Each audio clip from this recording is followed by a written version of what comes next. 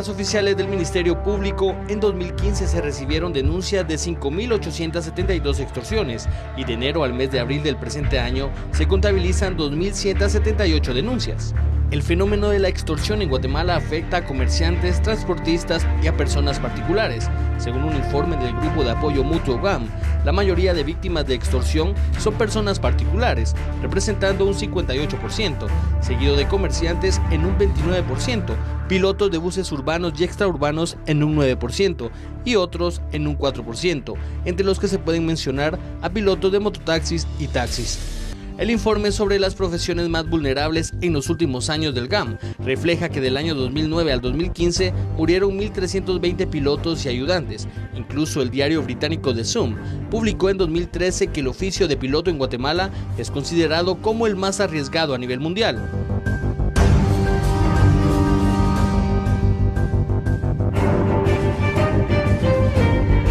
De acuerdo con un sondeo realizado a víctimas de extorsión, la forma de operar de sus victimarios es similar en todos los casos. Comerciantes, transportistas y personas en general reciben notas o llamadas, las cuales prácticamente son obligatorias de atender. Después de eso vienen las amenazas y la exigencia del pago.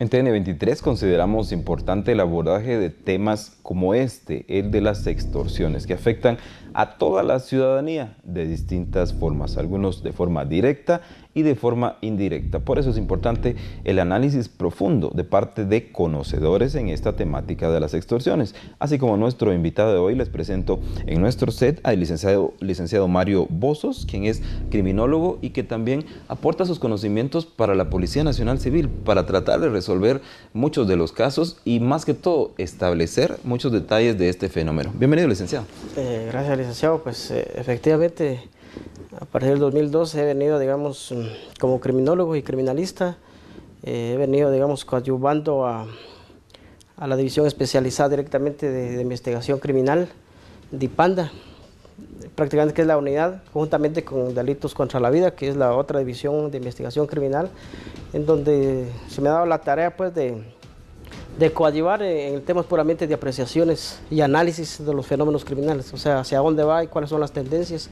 y los orígenes que ha tenido y las mutaciones propiamente que ha tenido este fenómeno. Muy importante lo que usted dice, los orígenes, porque en este momento están en auge las extorsiones desde hace muchos años, pero ¿cómo nos remontamos al origen de estas en Guatemala? ¿Qué se tiene conocimiento? ¿Algún estudio sistemático de hace mucho tiempo, licenciado? Pues el único referente teórico e histórico, si nos vamos al contexto del conflicto que se tuvo en Guatemala, prácticamente la extorsión como delito nace en el año 73.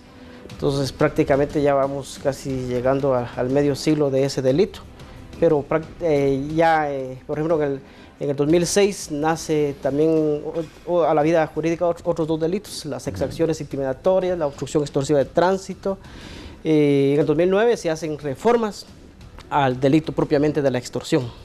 Entonces, así como el fenómeno también muta, también la norma tiene que ir, no a la par, sino que se tiene que ir adelantando. ¿No le prestamos atención en su momento? La verdad, yo soy siempre muy objetivo cuando hago mis apreciaciones de este fenómeno. La verdad, no ha sido interés, porque incluso si vamos a la clasificación de los delitos de prioridad en el Código Penal, la extorsión es un delito patrimonial, ¿no? Es contra el patrimonio, ni siquiera es, o sea, impacta contra la vida, contra la sociedad, pero es un delito patrimonial. Inclusive la extorsión, pues, tiene medida sustitutiva actualmente.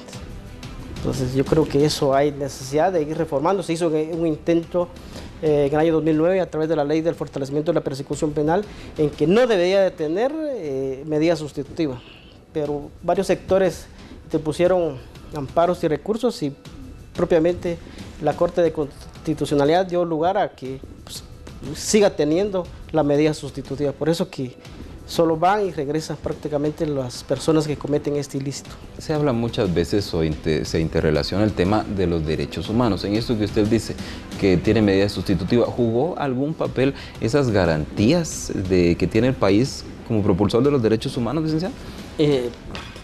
De hecho y de derecho, prácticamente sí tuvo que ver, porque según el análisis que yo he hecho sobre la sentencia que emitió la Corte de Constitucionalidad, prácticamente se velaba ahí sobre la presunción de inocencia. Entonces fue en ese argumento donde se dio lugar a esa sentencia con relación a la medida sustitutiva. Somos un país garantista, entonces podría decir. Sí, el proceso, digamos, penal acusatorio que tenemos actual tiene que irse actualizando, porque vuelvo y reitero, los fenómenos criminales mutan, ¿verdad? Ahora estamos en una etapa de globalización y prácticamente a veces las normas se quedan rezagadas. Por lo que le entiendo, entonces, el fenómeno de las pandillas y de las extorsiones es mucho más dinámico que el de nuestras leyes.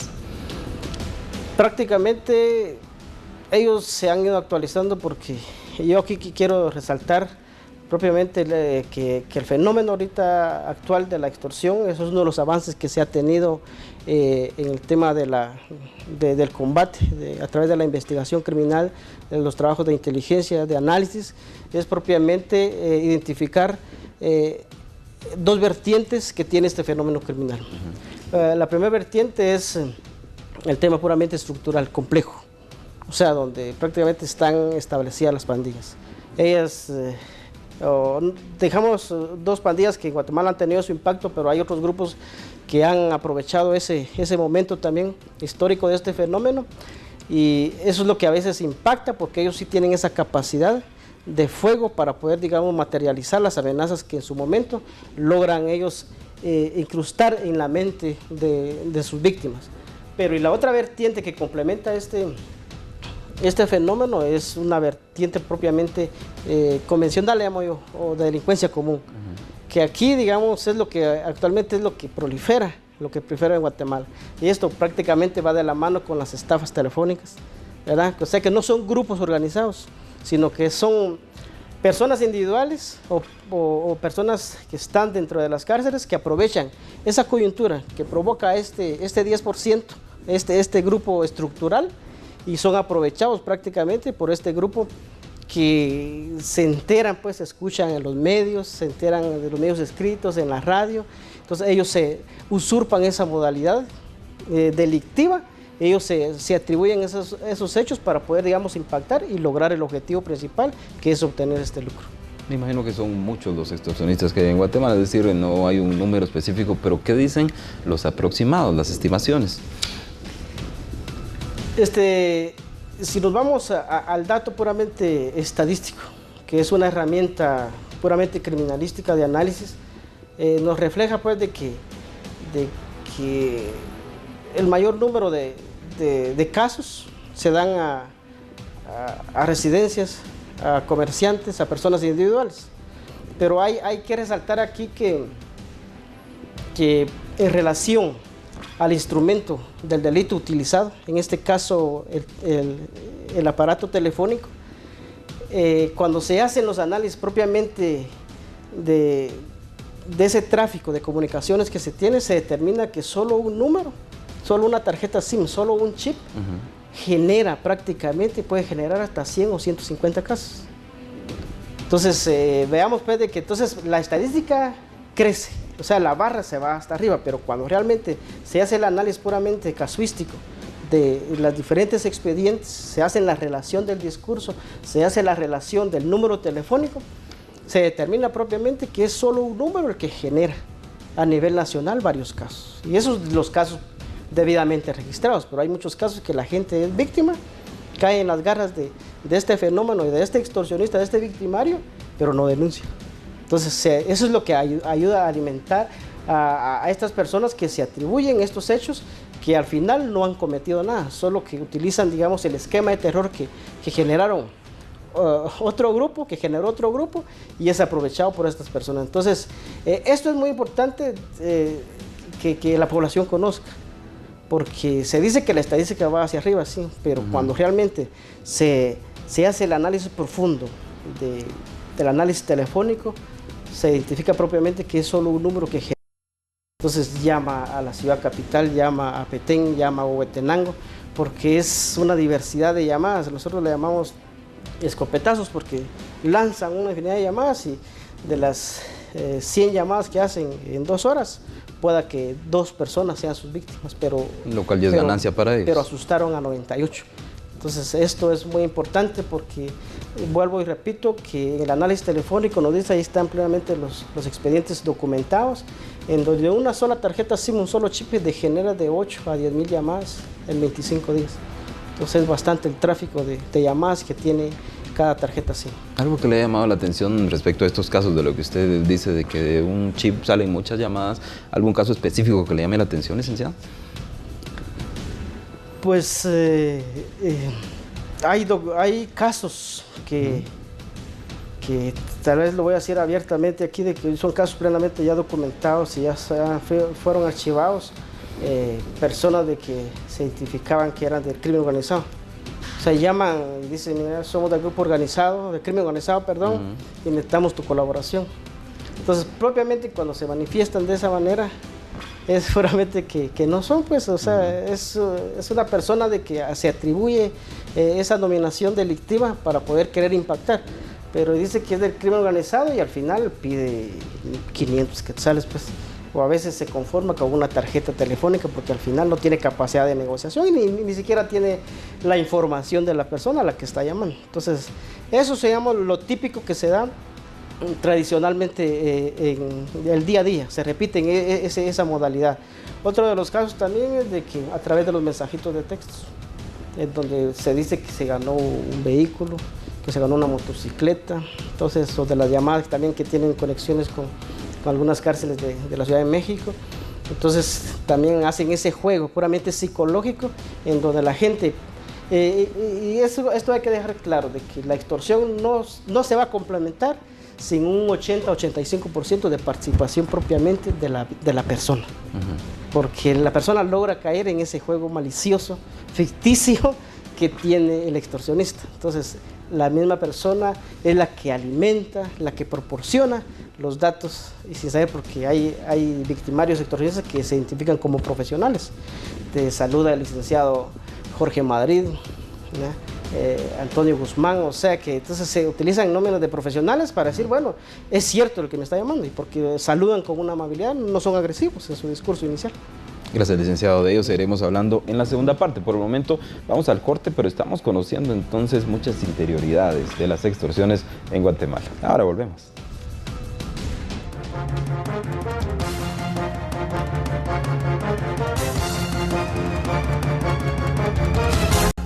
Continuamos en TN23 y en el rostro de la noticia, hablando entonces sobre las extorsiones, el modo de operar de estas bandas del crimen organizado o bien las pandillas. Estamos conociendo mucho con nuestro invitado, el licenciado Mario Bozos, criminólogo y quien también aporta sus conocimientos para la Policía Nacional Civil. Se tardó bastante en que cobre vigencia esta ley del registro de celulares, pero nos puede comentar, ¿estará sirviendo para algo? ¿Cuál es su finalidad? Pues en Guatemala lo que se necesita ahora, aprovechando el tema coyuntural, lo que se requiere ahora es el cumplimiento de las leyes existentes en Guatemala. Entonces yo creo que este decreto 8/2013, que ahorita en octubre vence, yo creo que es de vital importancia ahorita para poder, digamos, complementar este esfuerzo institucional que ha tenido tanto el Ministerio de Gobernación con sus unidades especializadas en investigación, del Ministerio Público, ya con la Fiscalía ahora especializada en el tema. Entonces, si ahorita en octubre se logra complementar el cumplimiento de esta ley y poder registrar los más de 20 millones de celulares que hay en Guatemala, de líneas, yo creo que va a ser un impacto, va a incidir en este fenómeno criminal, porque la verdad, adquirir un teléfono o una tarjeta SIM en Guatemala es muy fácil, pues, ¿verdad? Entonces yo creo de que, y vuelvo y reitero, es uno de los, es el instrumento actualmente del delito. Claro, las estructuras como las pandillas pues han dado un giro, se han adelantado, ya no utilizar el teléfono tradicional ahorita, sino que han adquirido otro tipo de teléfonos, ¿va?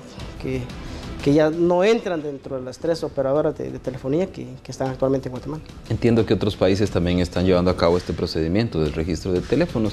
¿Y hay alguno que lo haya consolidado?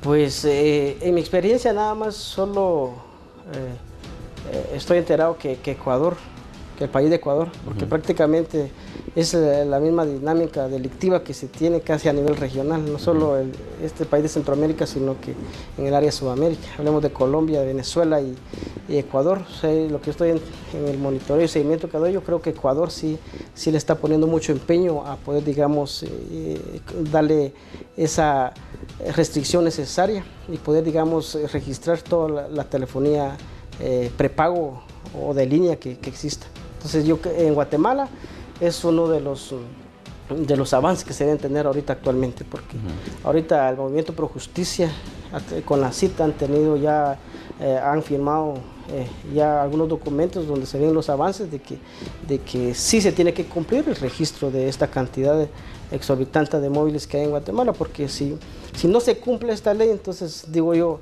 entonces ¿por qué se siguen generando más leyes sin ningún objetivo?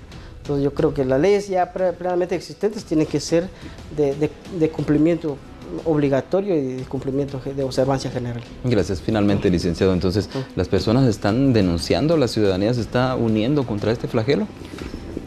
Esto es lo que también se ha trabajado en estos últimos 3 años con la policía en el tema de la prevención.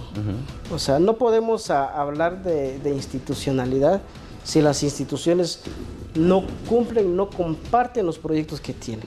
Y uno de los avances que se ha tenido ahora actualmente en la asistencia victimológica es la creación del número de 4 dígitos, el 1574, que está, digamos, abierta a las 24 horas, donde es personal especializado, policial, especializados en asistencia victimológica y en gerencia de crisis.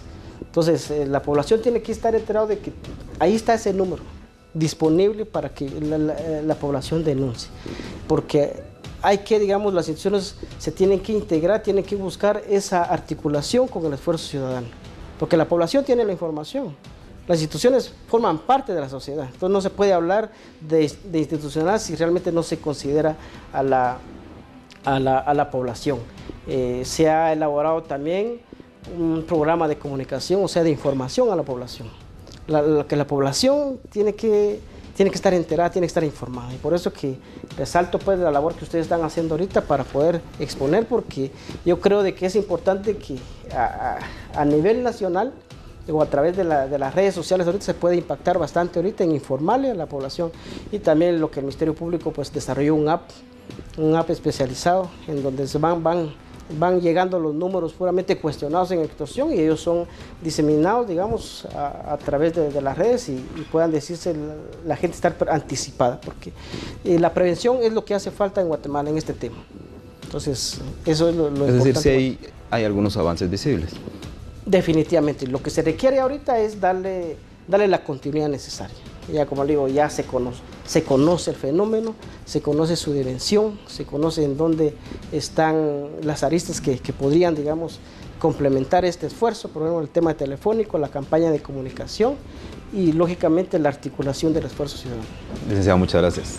A usted, licenciado. A usted por asistir a esta invitación y contarnos. Entonces, el tiempo se ha quedado corto, pero hay muchas experiencias vividas en la institución de la Policía Nacional Civil y pues se está trabajando como hemos escuchado. Se están dando algunos pasos, pero también viene el registro telefónico, el cual también pues se tiene la posibilidad de que coadyuve en contra de este fenómeno de las extorsiones, de lo cual hablamos en este programa para que usted saque sus propias conclusiones. Por un momento me despido de esta franja, pero quédese en TN23. Vienen muchos programas de contenido como este y noticias importantes para usted. Con permiso.